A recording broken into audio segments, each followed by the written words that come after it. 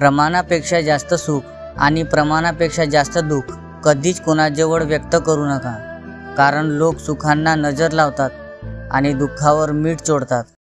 बोलून दाखवायचं नाही, बस लक्षात ठेवायचं कोण आपल्याशी कसं वागतंय, कारण बोलून वाईट होण्यापेक्षा शांत राहणे केव्हाही चांगलं. कारण लोक खोटे बोलून माणसे जिंकतात आणि आपण खरं बोलून सगळ्यापासून दूर राहत. लोकांना तुमच्याबद्दल कसे वाटते ते तुम्ही बदलू शकत नाही, म्हणून प्रयत्न करू नका. फक्त तुमचे जीवन जगा आणि आनंदी राहा.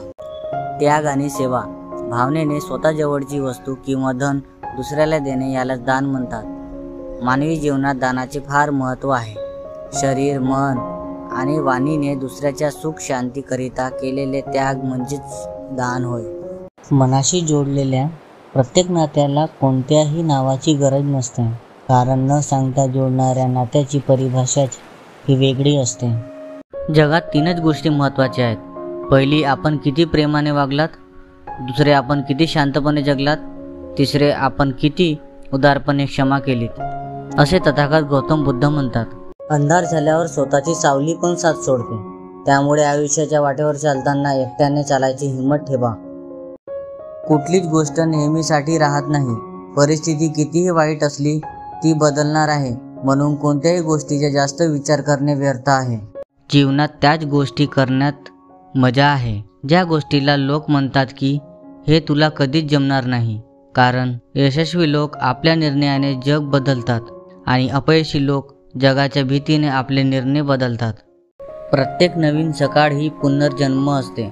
त्यामुळे काल काय झालं हे विसरून नवीन सुरुवात करा. आजचा दिवस अधिक सुंदर करा. माणूस कितीही गोरा असला तरी त्याची सावली नेहमीच काळी असते.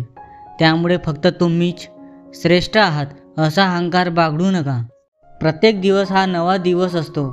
काळ कितीही कठीण असला तरी प्रत्येक नवीन सकाळ नवीन आशेने जन्माला येते. जसा जळणारा दिवा हजारो लोकांना प्रकाश देतो, त्याचप्रमाणे आनंद वाटून घेतल्याने परस्पर प्रेम वाढतो.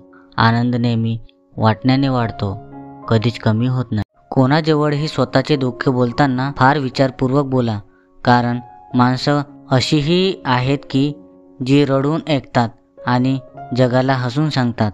शास्त्र अनुकूल साधना नसल्याने महात्मा बुद्धांसारख्या चांगल्या आत्म्यांचे ज्ञान संपूर्ण विश्वात स्वीकारले गेले नाही. परंतु आता एक पूर्ण संत शास्त्रानुसार साधना घेऊन आले आहेत. त्यांनी दिलेले ज्ञान संपूर्ण विश्वात जोरात पसरत आहे. शांतता ही नेहमी मनातूनच येत असते. त्याचा कुठेही बाहेर शोध घ्यायला गेला तर ती मिळणार नाही.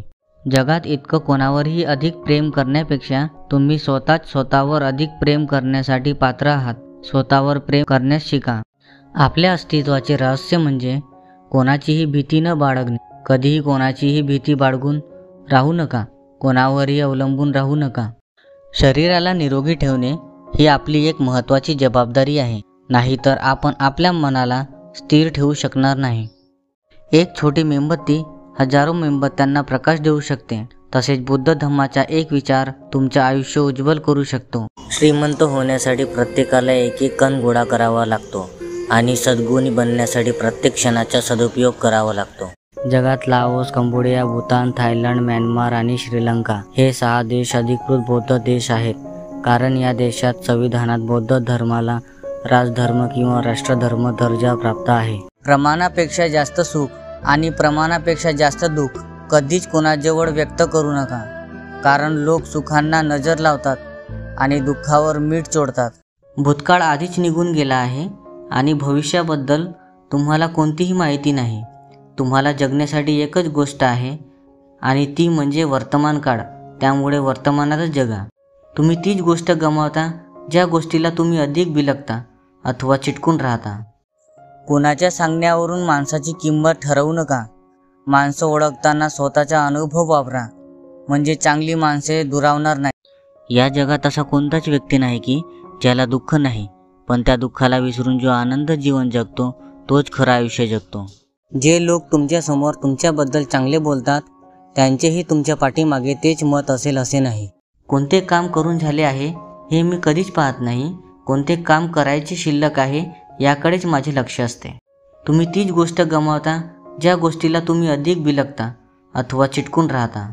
भूतकाळ आधीच निघून गेला आहे आणि भविष्याबद्दल तुम्हाला कोणतीही माहिती नाही. तुम्हाला जगण्यासाठी एकच गोष्ट आहे आणि ती म्हणजे वर्तमान काळ.